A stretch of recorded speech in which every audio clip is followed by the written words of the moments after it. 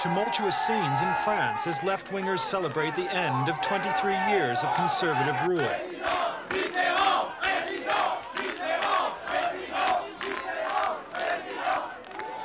The Socialist Party leader, Francois Mitterrand, is France's new president. Under the Constitution of the Fifth Republic, he has the power to make radical changes in French policies at home and abroad. At last, the left in France is having the chance to govern, as happens regularly in most other parliamentary democracies. And few people have waited so long and with such patience as the new president. Cette victoire est d'abord celle des forces de la jeunesse, des forces du travail. His first reaction was to thank those who'd waited with him and those who'd made his victory possible, from the committed party workers, especially the young, to the ordinary left-wing voters. Pour l'emploi, la paix, la liberté, thèmes qui furent ceux de ma campagne présidentielle et qui demeureront ceux de mon septennat. His goal, he says, will continue to be peace, freedom, and workers' rights for every man and woman in the country. Pénétrés d'idéal, qui dans chaque commune de France, dans chaque ville, chaque village, toute leur vie, ont espéré ce jour où leur pays viendrait enfin à leur rencontre. Looking ahead, the next aim of the left is to gain control of the National Assembly. This chance will come in June, when Mitterrand is calling new general elections.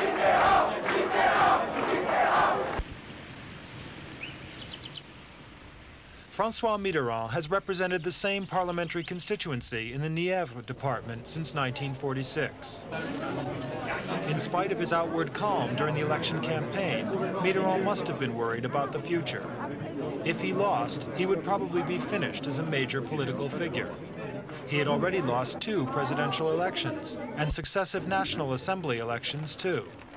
Another defeat, and the Socialist Party would surely have forced Mitterrand, now aged 64, to step down in favor of another leader.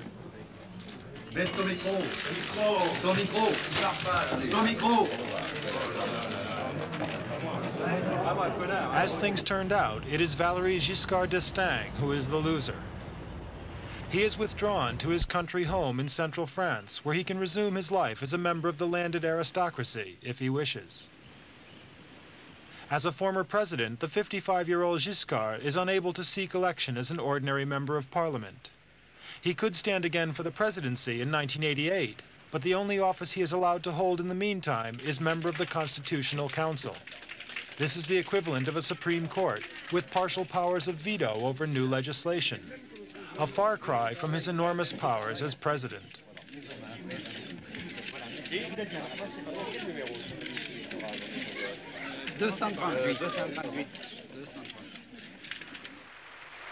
The wide-ranging powers of Fifth Republic presidents were drawn up in 1958 under a new constitution.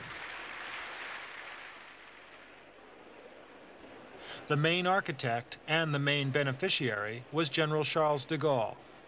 He used these powers to impose an unpopular solution for the Algerian crisis on the French people, and had little difficulty in defeating Francois Mitterrand, making his first challenge for the presidency in the 1965 election, although Mitterrand won a creditable 44.5% in the second round. Perhaps de Gaulle's main achievement was the sweeping away of political instability in the Fourth Republic.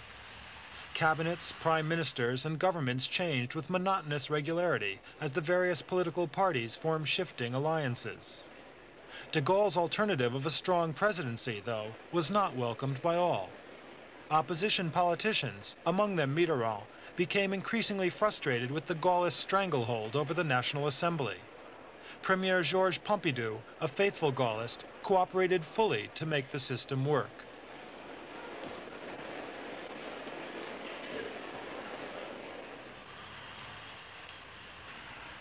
In the late 1960s, leaders of the left, including Mitterrand, began talking seriously about how to beat the Gaullist machine. The numerous socialist groups discussed a common strategy with the Communist Party, but these attempts at unity failed because the Communists proved unable to commit themselves fully to the principles of parliamentary democracy. The Gaullist edifice, however, was soon to be shaken by events beyond the control of any of the major political parties. This was Paris in May 1968.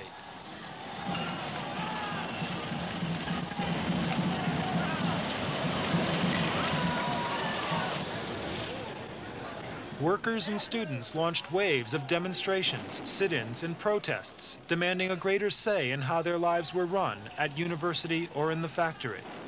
The whole country was paralyzed. Amid the crisis, Mitterrand suggested a provisional government and offered himself as presidential candidate. It was a tentative offer, but his opponents saw it as an unscrupulous bid to grab power from the chaos.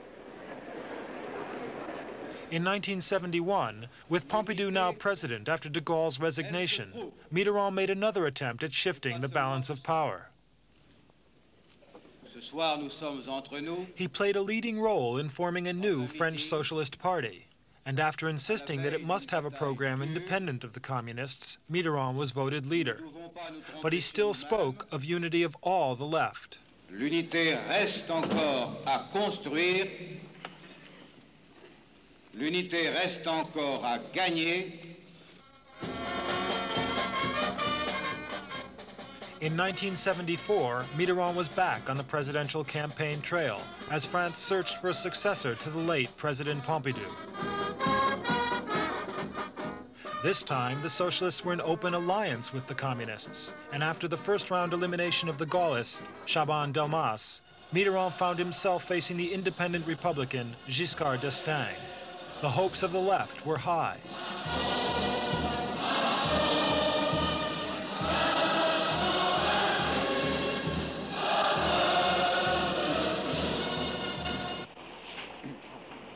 There was a record turnout of voters, over 86%, and it was a close contest with only 400,000 votes out of 40 million separating the challengers. Mitterrand's 49.19% share of the votes represented the left's best showing for 25 years, but he was again labeled a loser.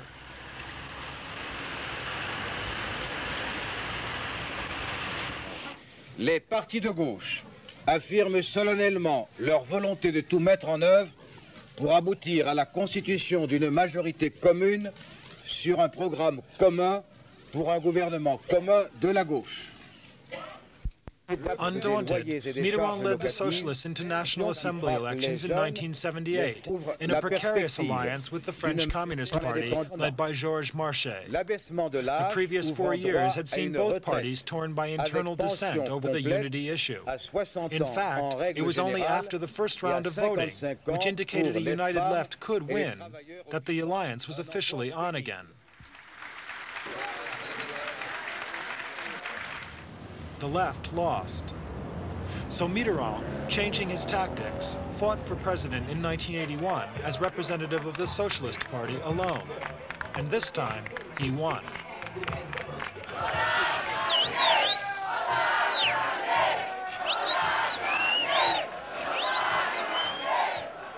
One lesson learned by Mitterrand could be that most French people are by nature conservative and will always be frightened of the Communist Party. This time, by not making an electoral pact, but by attracting most communist voters in the second round, Mitterrand defeated Giscard by a convincing 4%.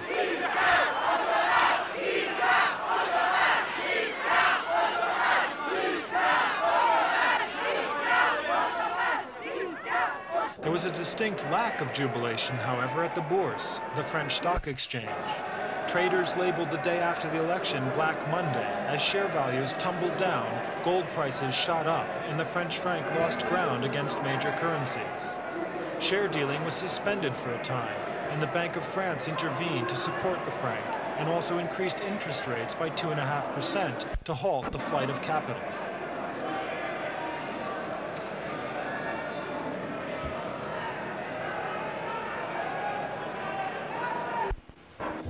Source of the investors' fears is Mitterrand's declared aim of nationalizing 11 big industrial groups, together representing a fifth of all French industry. The Socialists claim certain firms have actively supported previous conservative administrations with cash, and they say some multinational companies work against French interests. The right is afraid there'll be a second wave of nationalization if the first batch is approved by the National Assembly. Mitterrand also has his eye on the remaining private banks in France. It was, in fact, General de Gaulle who started bank nationalization back in the 1940s. Now, the 20% of the banking industry still in private hands could go the same way.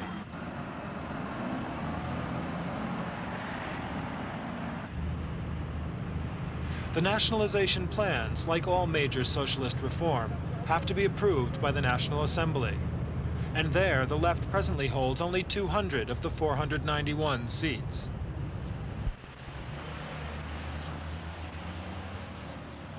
So the major talking point in Paris, and especially at Mitterrand's apartment near the city center, is whether the forthcoming general elections will produce a similar swing to the left as the presidential vote. Mitterrand has made no promises of cabinet seats to the communists so far in exchange for their future support.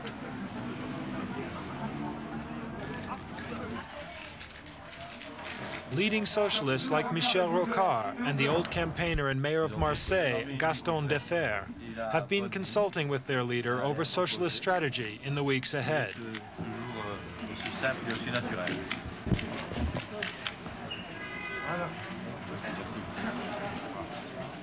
One theory is that President Mitterrand might attempt to introduce proportional representation for voting in the June general elections.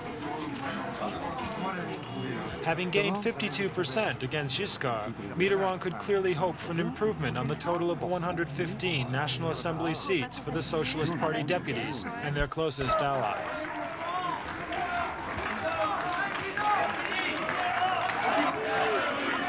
Left-wingers of all affiliations have been celebrating what they regard as a historic turning point in post-war French politics.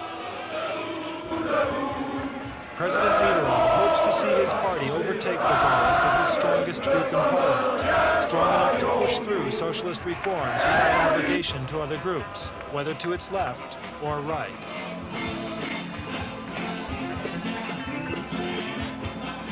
Left-wing control of the Élysée Palace and of the National Assembly.